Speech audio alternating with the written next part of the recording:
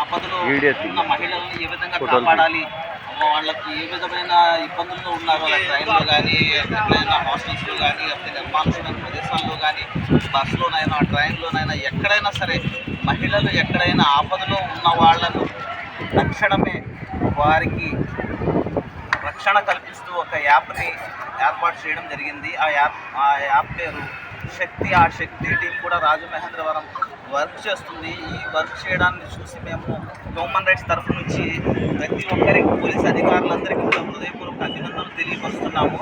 అలాగే మన సోదరి మనులందరూ కూడా ఫోన్లతో చాలా బిజీగా ఉంటున్నారు. వాళ్ళని కూడా ఈ యాప్ ఎక్కించి వాళ్ళ యొక్క ప్రొటెక్షన్ వాళ్ళ చేతుల్లోనే ఉందని చెప్పి మేము అందరికీ కూడా యాప్ డౌన్లోడ్ చేయించాము. తెలుసుకున్నారా మీరు అందరూ? ఆపద వస్తే ఏం చేస్తారు? శక్తి యాప్ని షేక్ చేస్తే అయ్యా మిమ్మల్ని ఇబ్బంది పెట్టేవాడు షేక్ అవుతాడు. అర్థమైందా? మనకి పోలీసు వారు ఎప్పుడూ సపోర్ట్గా ఉన్నారు. మనకు కనపడని, అజ్ఞాతంగా కనపడని సపోర్ట్ ఏదైతే ఉంది అది శక్తి. సో మీరందరూ మన శక్తి, పోలీసులకు థ్యాంక్ యూ చెప్పండి. మన శక్తి ఎక్కడ ఉంది?